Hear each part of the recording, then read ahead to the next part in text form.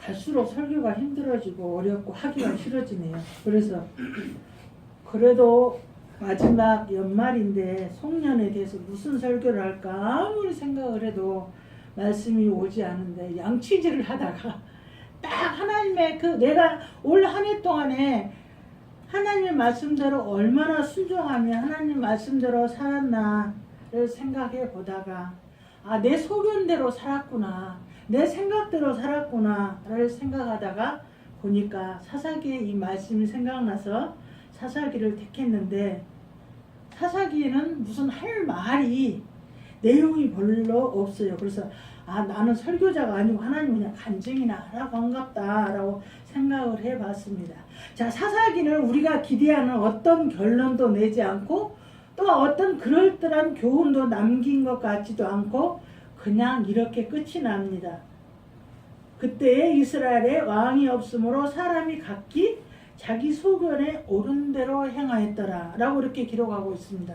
근데 다른 데는 여호와의 명령대로 행하였더라, 그렇게 할지어다, 이렇게 막 여러 가지 말이 있는데 여기 사사기 25장은 자기 소견에 옳은 대로 행하였더라고 이런 말로 마무리를 짓습니다. 사사기 내내 폭력과 비극이 난무했던 이 사사기 속에서 마지막에 끝을 내면서 하는 소리가 자기 소견대로 했다고 기록되어 있습니다. 그러면 사사기 배경을 살펴보자면 여호수아와 갈렙에 의하여 이스라엘 백성이 가나안 땅을 점령하고 12지파가 기업으로 분배를 받았습니다. 자, 가나안 땅에는 이방 족속들이 많이 남아 있었습니다. 자, 하나님께서 가나안 땅을 점령할 때 그들을 다 진멸하라고 했지만 이방인들을 많이 살려주었습니다. 사사기 1장 27절 35절에 보면 나와 있습니다. 그리고 이방인들이 결심하고 그 땅에 거하고 있었다고 기록되어 있습니다. 자, 이들과 함께 살면서 하나님을 섬기는 이스라엘이 점점 타락하여 하나님을 믿지 않았으며 이방신을 따르게 되었다는 것입니다. 자, 그렇다 보면 제가 어떤 큰 죄가 뚜렷하게 우리 눈앞에 딱 나타나면 우리는 거절할 수가 있는데 조금씩 스며들어오면 우리는 그것이 죄인지를 모르고 하다가 나중에는 죄 속에 빠지게 되더라는 것입니다. 자, 주일도 한 주일 빼먹고 이번 주는 어쩔 수 없이 내가 어쩔 수 없이 빠지겠지 하다가 보면 한 주 빠지다 보면 주일을 빠지게 되는 그런 경우도 우리가 다른 사람을 통해서도 많은 경험을 하고 있습니다. 자, 이스라엘 백성들이 이렇게 가나안 땅 백성들과 살다가 저들이 점점 타락하여서 하나님을 믿지 않았으며 이방신을 따르게 됐다는 것입니다. 그러면 그들은 홍해를 건너고 요단강을 건너는 것처럼 또한 그러한 체험을 했고 만나와 메추라기를 먹었고 하나님께서 반석을 깨뜨려 생수를 마시게 했던, 또한 이스라엘 여리고성이 무너지는 그러한 모든 광경을 저들은 목격을 했다는 것입니다. 그런데 살아계신 하나님을 섬기는 이들이 타락하고 세속 문화를 따르게 되었다는 것입니다. 오늘날 어때요? 이 세상 문화가 우리를 신앙생활을 하지 못하게 하는 것들이 너무나도 많다는 것입니다. 부모가 자식을, 옛날에는 부모가 자식을 죽이고 자식이 부모를 죽이고 막 이런 것이 성경에 나와 있죠. 어떻게 그럴 수가 있을까 하는데 지금 오늘날 현실화되어 있습니다. 고준이 5살 그 얘기 보세요. 친부가 살해를 하는 이런 끔찍한 일들이 너무나도 많이 일어난다는 것입니다.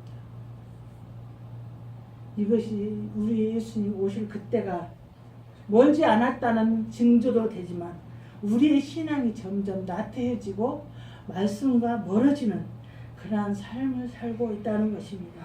세상을 볼 때는 너무나도 안타까운 현실이 많습니다.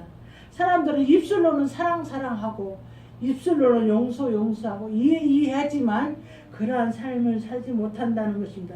이것을 생각하다 보니까 중국에 사마강이라는 이러한 사람이 있는데, 중국에 큰 항아리가 있었는데 어떤 아이가 뭐 잘못하다 이 항아리 속에 빠져버렸어요. 그래서 사람들이 의논을 합니다. 각자 모여서 이제 높은 사람들이 이거를 두레막으로 물을 다 떠내서 얘를 살릴 것인가, 아니면 줄을 내려들어서 얘한테 타고 올라오고 의논을 하고 있는데, 이 사마강이라는 애기가 돌을 들어서 항아리를 깨트려 가지고 아이를 살렸다고 그래요. 자, 오늘날 이런 일들이 많이 있잖아요. 이번에 제천 사고도 그러고 막 일어나면 사람들이 그 사고만 가지고 막 다루고 난리인데 설마 내가 지은 건물은 아니겠지 하면서 다시 그런 자재를 쓰고 막 그러잖아요.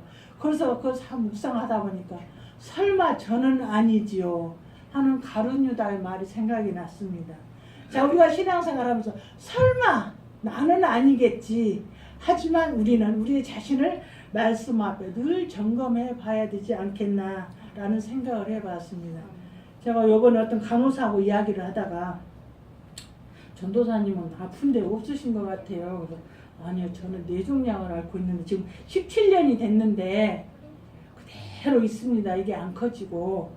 근데 저도 이야기를 하다가 저도 깜짝 놀랐어요. 아, 그냥 뇌종양이 하나님이 지켜주니까 그냥 이렇게 살고 있다 생각했는데 우리가 얼굴에 뭐 조그만 사마귀 하나만 놔도 이 사마귀가 커진단 말이에요. 그래서 그 간호사가 그래요. 아, 제가 아는 분은요, 아이가 딱 그 뇌종양이 숨골에 있어요. 아, 저도 숨골에 있고 저 신경선에 2개가 붙어 있어요. 그러니까 숨골에 붙어 있어서 수술도 못하고 1년 만에 갔어요. 그래서 아, 저도 숨골이 있는데 근데 안 커지나 봐요. 커지면 나 신경을 눌러서 죽던데요. 그래서 그러니까 그 말을 하다 보니까 그래, 조그마니 무슨 사마귀만 나도 커지는데 조금도 안 커지고 17년 동안 하나님이 아, 이렇게 지켜주셨구나.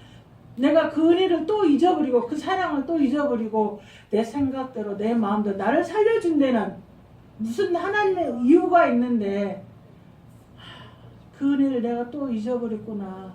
그런 생각을 해보면서 오늘 오전 시간에 예배를 드릴 때 진짜 올 한 해를 뒤돌아볼 때 우리가 여러 가지 사건과 사고 속에서 우리가 이 자리에 지금 앉아서 하나님께 예배 드릴 수 있는 것은 하나님의 은혜라는 것입니다. 근데 우리는 그걸 너무 망각하고 살아가고 있다는 것을 저는 깨달았습니다. 자, 이스라엘에 왕이 없으므로, 자, 왕이 있었으면 좀 나았을까요? 왕이 없기 때문에 자기 소견에 옳은 대로 했다 하는데 왕이 없어서 그랬을까요? 자, 사사기 17장 21절로 또한 사사기 17장 6절, 사사기 18장 1절, 사사기 19장 1절에 보면 이스라엘에 왕이 없다고 4번이나 말하고 있습니다. 자, 사사기 시대에는 하나님의 통치권이 땅에 떨어진 그런 혼돈의 암흑 시대라는 것입니다. 17장 18절에 왕이 없는 시대, 자기 소견에 옳은 대로 행하는 그런 시대에서 종교적 타락을 볼 수 있고 19장 21절에 도덕적 타락을 볼 수가 있습니다. 자, 도덕적 타락은 어떤 것이었어요?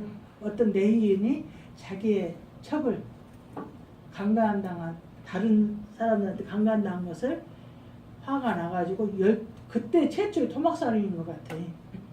12토막을 해서 각 지파에 다 보내서 복수를 하려고. 이런 것들이 그때 시대에도 있었다는 것입니다. 왜 있었을까요?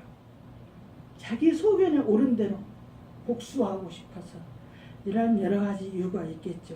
그래서 사사기에 왕이 없기 때문에 최초의 오늘 목사님 오전 시간에 사울왕을 세운 것처럼 사무엘을 통하여서 왕이 세워지게 됩니다. 그 뒤를 이어 다윗이 왕이 되고 솔로몬 또한 여러 왕들이 등장을 하게 됩니다.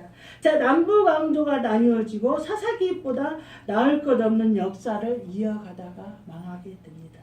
자, 우리가 아는 바와 같이 이스라엘 역사는 왕정 시대에도 동일하게 실패를 하게 됩니다. 자, 왕이 잘하면 되고 왕이 못하면 안 되고 그런 단순한 역사를 열왕기에서 기록하고 있는 것이 아니라는 것입니다.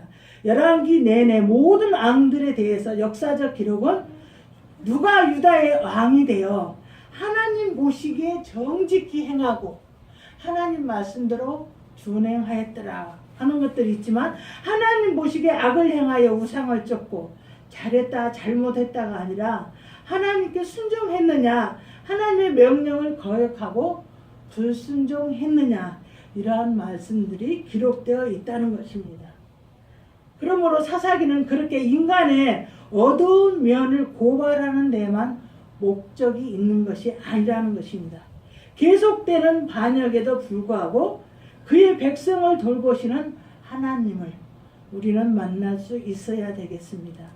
그의 끊임없는 사랑이 없었다면 이스라엘은 아마 가나안 땅에서 멸절됐을지도 모릅니다. 마찬가지로 우리도 이런 하나님의 사랑을 늘 경험하며 살고 있습니다.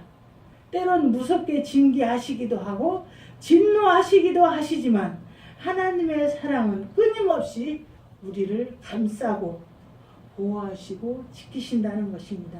자, 이스라엘에 왕이 없다고 말씀하십니다. 이스라엘 백성에게는 하나님의 왕이셨는데 왜 왕이 없다고 하시는 것일까요?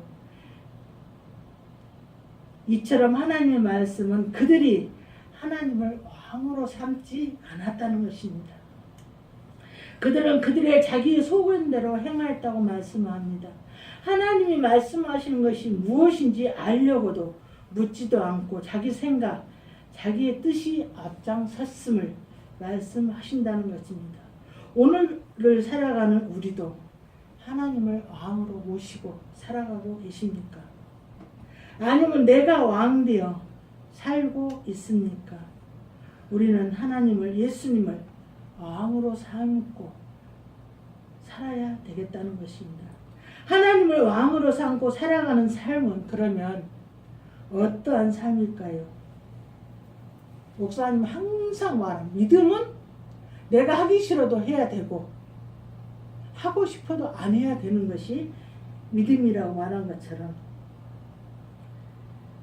나는 원하지 않지만 나는 싫지만 하나님의 말씀하신 대로 살아가려고 몸부림치면서 하나님 앞에 순종하는 그러한 모습이라는 것입니다. 우리는 사사기를 그냥 읽어서는 안 된다는 것입니다. 사사기의 이야기는 바로 우리의 이야기라는 것입니다. 자, 우리가 한 해를 살아갔습니다. 우리의 자신을 뒤돌아봐야 되겠습니다. 우리는 항상 하나님의 말씀하신 대로 사랑하려 하고 하셨습니다. 근데 우리는 내가 사랑할 수 있는 사람은 얼마든지 사랑할 수가 있어요. 근데 다른 사람은 나에게 잘못한 사람을 사랑하고 용서하기는 그렇게 쉽지 않더라는 것입니다. 자, 우리가 한 해 동안 얼마나 용서하고 또 얼마나 이해를 했습니까? 또 얼마나 사랑을 했는가 우리가 살펴봐야 되겠습니다. 하나님도 아무 죄 없인 예수님도 우리를 사랑하셨습니다. 그런데 우리는 그 용서받은 죄인인데도 불구하고 내가 죄인임을 알지 못하고 주기도문에 써 있는 것처럼 내 죄를 용서해 준 것 같이 나도 다른 사람의 죄를 용서하게 달라고 하는 늘 그러한 기도를 하면서도 그러한 삶을 살지 못했더라는 것입니다. 우리는 이 한 해를 마무리하기 전 이해하지 못할 부분들, 왜 저 사람은 저럴까? 그런데요, 제가 기도하는데 하나님 쓰시려고 각자의 어떤 모습들은 다른 모습들을 전부 하나님이 만드셨다는 것입니다. 근데 그런 사람에 대해서 우리가 불평하고 원망하면 만드신 그 하나님을 불평하고 원망하는 것이 되더라는 것입니다. 우리가 속이 상할 때 하나님 어떤 뜻이 있어서 저 같은 저런 사람도 만들었겠지, 어디 필요 없으면 만드셨겠지 하고 주여 하고 우리가 용서할 수 있어야 된다는 것입니다. 이해할 수 있어야 되겠습니다. 그리야 할 때 하나님께서도 우리가 실수할 때 저것이 어쩌다가 저를 하겠지 하고 용서해 주시겠죠. 그래서 우리는 사사기를 통해서 각자가 자기 소견에 옳은 대로 행하였다 했는데 우리 샛별교회에 속해 있는 우리 주님의 백성들은 우리 소견에 옳은 대로가 아니라 하나님의 말씀대로 내가 하기 싫어도 하고 싶어도 이거를 잘 분별하여서 하나님이 기뻐하시는 그런 삶을 살 수 있는 저와 여러분들이 되시기를 간절히 바랍니다. 아멘.